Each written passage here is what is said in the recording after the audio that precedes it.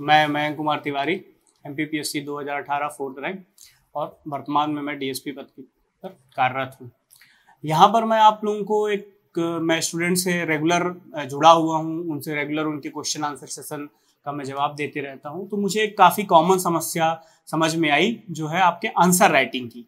तो आज हम उस पर बात करेंगे और एक्चुअल में हम बात करेंगे कि ये है क्या, इसको कैसे करना है और ये कितना इम्पोर्टेंस है, कितनी इम्पोर्टेंट है हमारे MPPSC के सिलेक्शंस को के अकॉर्डिंग। तो सबसे पहले जो बात करते हैं आंसर राइटिंग, ये दो वर्ड है आंसर और राइटिंग। इसका सिंपल सा फंडा है कि आंसर आपको लिखने का जो तरीका है, राइटिंग, आप किसी भी उत्तर को किस प्रकार से किस ढंग से लिखते हो, ये है आंसर राइटिंग। ये एक प्रोसेस है। अब एक कॉमन मिस्टेक जो आपने भी आज इस वीडियो के पहले तक शायद सुना होगा या आप लोग इससे परिचित होंगे या यहीं तक जानते होंगे आंसर राइटिंग, कि आंसर राइटिंग डेवलप करना, आंसर राइटिंग सीखना या आंसर राइटिंग बनाना या अपनी आंसर राइटिंग को डेवलप करना, ऐसा कह सकते हैं। तो मेरा एक आप लोगों से एक सजेशन है और मेरा एक्सपीरियंस है, वो मैं आपसे शेयर करना चाहता हूं कि आंसर राइटिंग कभी भी 1 साल में, 1.5 साल में, 2 साल में डेवलप नहीं की जा सकती है। अब आप लोग कहेंगे हो सकता है मैं गलत बोल रहा हूं, तो मैं इसके संबंध में आपको बताता हूं कि आपकी आंसर राइटिंग आपकी यूनिक होगी। जो आपने पिछले KG 1 से पढ़ के आज ग्रेजुएट कर लिया, आपने PG कर लिया और आप 2 साल 3 साल से प्रिपरेशन कर रहे हैं, तो आपकी एक अपनी खुद की एक आंसर राइटिंग डेवलप हो चुकी होगी। ठीक है, तो हर किसी की आंसर राइटिंग यूनिक होती है। आपका लिखने का तरीका, आपको किसी भी चीज को प्रेजेंट करने का तरीका सेम वैसा ही होता है जैसे हर किसी के बोलने का तरीका अलग होता है।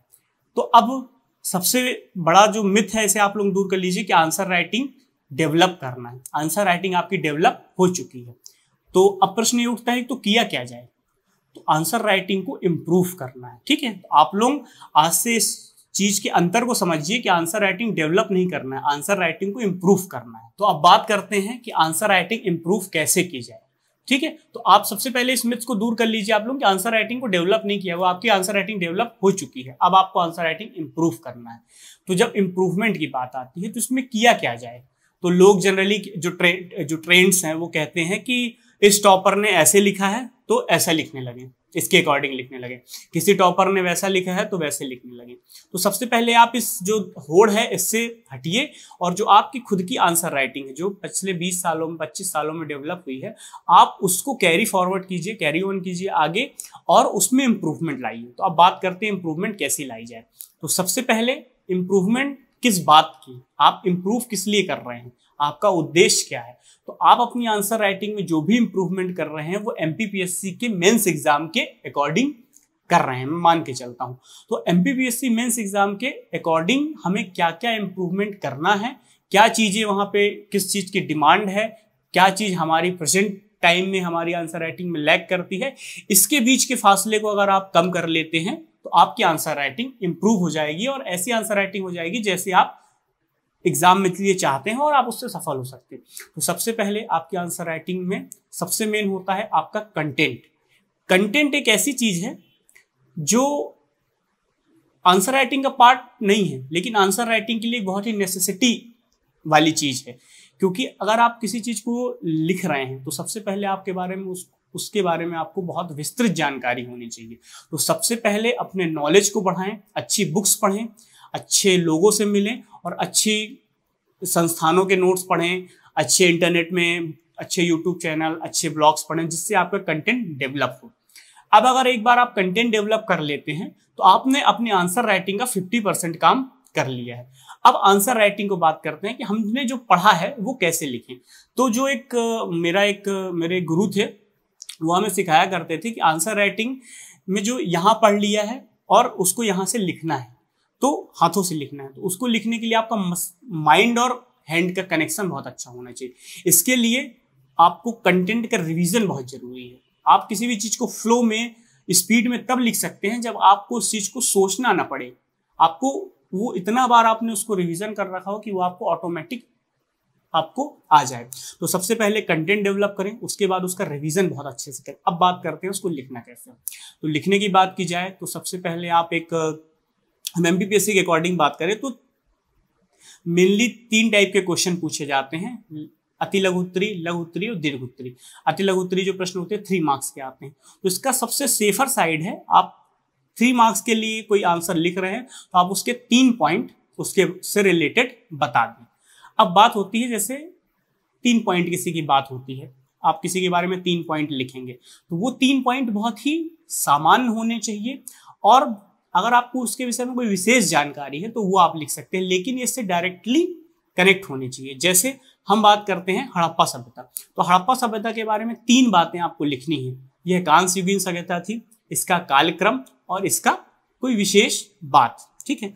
अब जब हम ये लिखते हैं तो हमको लिखना कैसे, हमको बहुत ज्यादा सेंटेंस फॉर्मेशन में नहीं जाना है, हमको उस कीवर्ड को बस लिखना है कि हड़प्पा का एक कांस्ययुगीन सभ्यता, बस। क्योंकि एग्जामिनर को अंडरस्टूड है कि आप जिस बारे में बात कर रहे हैं एग्जामिनर इस चीज को जानता है। तो आप जब कीवर्ड्स लिखेंगे तो आपका टाइम बचेगा, आप वर्ड लिमिट में उस आंसर को पूरा कर सकेंगे, ये चीज है, ठीक है। तो 3 मार्कर लिखें, बहुत अच्छे से लिखें। और क्योंकि 3 मार्कर इसलिए भी इंपॉर्टेंट है क्योंकि 3 मार्कर में आपको काफी अच्छे नंबर मिलते हैं। मुझे नहीं लगता कि 3 मार्कर छोड़ के कोई ऐसा आंसर है चाहे 6 मार्कर और 15 मार्कर जिसमें आपको पूरे के पूरे नंबर मिलते हैं। तो 3 मार्कर को लिखने की सबसे अच्छी स्ट्रेटजी है आप 3 पॉइंट में आंसर लिखें।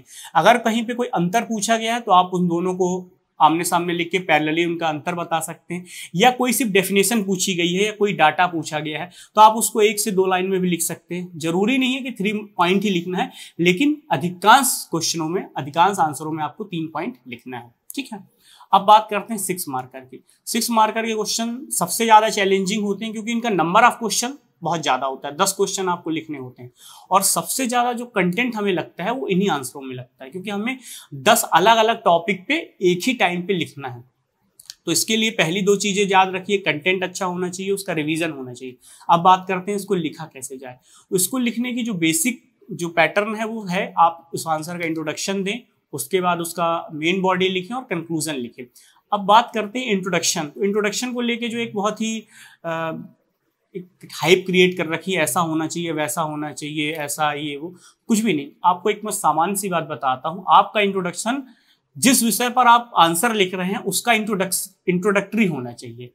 तो इसमें कोई बड़ी बात नहीं है। जैसे आप अगर लिख रहे हैं कि सेबी के कार्य लिख रहे हैं तो सबसे पहले आप इंट्रोडक्शन में लिख लीजिए कि सेबी की स्थापना इस सन में हुई है और इसका जो मुख्य कार्य है वो आपके शेयर बाजार को रेगुलेट करना है, बस आपका इंट्रोडक्शन हो गया। उसके बाद अपनी मेन बॉडी में जो भी आपसे आंसर पूछा गया आप उसको लिखें, और उसके बाद कंक्लूजन। तो कंक्लूजन के लिए भी एक सामान्य सा नियम है कि आप किसी भी चीज को कंक्लूड करना, आपने जो पूरा आंसर में बात कही है उसका सार लिख के कंक्लूड करना है। आप एग्जामिनर को एक मैसेज देंगे कि ये मेरा आंसर कंप्लीट हो गया है, ठीक है। तो कंक्लूजन में आप लिखिए, जैसे सेबी का एग्जांपल देते हैं, आपने इंट्रोडक्शन में सेबी का सन और सेबी के जो मुख्य उद्देश्य है वो बताया, उसके बाद मेन बॉडी में अगर कार्य पूछा गया है या महत्व पूछा गया तो वो लिखा, और कंक्लूजन में आप लिख सकते हैं बहुत ही कि सेबी के जो भी कार्य हैं, जो भी सेबी की ड्यूटीज हैं, उसकी वजह से आज भारतीय शेयर मार्केट विश्व स्तरीय मार्केट के रूप में विकसित हो रहा है। तो आप इंट्रोडक्शन बहुत ही सिंपल हो, कोई फैक्चुअल अगर नॉलेज दे सकते हैं तो इंट्रोडक्शन बहुत ही मान्य कहलाएगा। कंक्लूजन में आप बहुत ही थोड़ा आशावादी लिखें, प्रिजुडिस होकर ना लिखें, पॉजिटिव थिंग लिखें, नेगेटिव चीज़ों को कंक्लूजन में लिखने से बचें, क्योंकि कंक्लूजन के जस्ट बाद ही आपको वो मार्क देने वाला है, आपकी मार्किंग होने वाली है। तो आप कंक्लूजन में भी एक अच्छा इंप्रेशन डालते हैं, तो अगर आपने कोई पहले गलती कर रखी है तो वो गलती आपकी थोड़ा सा नेग्लेक्ट हो जाती है, ठीक है। तो ये रहा 6 मार्कर को लिखने की स्ट्रेटजी। अब आप इसमें डायग्राम भी यूज कर सकते हैं, फ्लो चार्ट भी यूज कर सकते हैं, और कोई भी आप ऐसे पैटर्न में लिख सकते हैं जिसमें आप कंफर्टेबल हो। बस ध्यान ये रखना है कि आपको जहां नेसेसरी है वहीं पर आपको डायग्राम बनाना है, जहां पर नेसेसरी नहीं है वहां पर डायग्राम नहीं बनाना है। जैसे मैं एक एग्जाम्पल लेता हूं आपसे समझाने के लिए, कि आपसे पूछा गया है कि इंग्लैंड में ही औद्योगिक क्रांति क्यों हुई, ऐसे क्या कारण है कि इंग्लैंड में औद्योगिक क्रांति हुई। तो इसके आंसर में आपको एज सच डायग्राम की जरूरत नहीं है, आप डायरेक्ट इंग्लैंड की क्रांति कब हुई, औद्योगिक क्रांति कब हुई ये लिखिए, कारण बताइए कि इंग्लैंड में क्या परिस्थितियां थी इसलिए हुई, और कंक्लूड कर दीजिए। आपको डायग्राम की जरूरत ऐसे जगहों पे पड़ती है जहां पर आपको बहुत ही मल्टी डायमेंशन आंसर लिखना हो, ठीक है। जैसे अशोक के धम्म की नीति के प्रमुख तत्वों को समझाइए, तो आप बहुत सारे तत्व हैं, आप हर सब तत्व को एक्सप्लेन आप वहां पर 6 मार्कर में नहीं कर सकते हैं। इसलिए आप एक डायग्राम बना के आप उसके जितने मल्टी डायमेंशन हैं वो आप वहां पे उसके डायमेंशन दिखा के और उसके बाद जो मेन डायमेंशन है उनको आप एक्सप्लेन कर दीजिए। ठीक है, तो जो ये डायग्राम है, फ्लो चार्ट है, जो भी है, ये आप मैप है, ये आपके आंसर राइटिंग को स्मार्ट बनाते हैं, आपका समय बचाते हैं और एग्जामिनर और आपके बीच एक संवाद स्थापित करने में मदद करते हैं। तो 6 मार्कर आप ऐसे कर सकते हैं। और बात करते हैं 15 मार्कर की, तो दीर्घ उत्तरीय प्रश्न होते हैं। इसमें भी आपको इंट्रोडक्शन वैसा ही होना चाहिए जैसा आपका 6 मार्कर में है, बस इसमें थोड़ा डिटेलिंग की जा सकती है क्योंकि हमारे पास वर्ड लिमिट ज़्यादा है। तो आप 30 से 40 शब्दों का एक अच्छा सा इंट्रोडक्शन लिख सकते हैं। उसके बाद आप अपने आंसर को स्टार्ट कर सकते हैं। आंसर को स्टार्ट करने के लिए आप पॉइंट वाइज लिख सकते हैं, पैराग्राफ्स में लिख सकते हैं, डायग्राम में लिख सकते हैं। यहाँ पे आपके पास बहुत ज़्यादा चॉइस है, क्यों? क्योंकि यहाँ पर वर्ड लिमिट बहुत ज़्यादा है।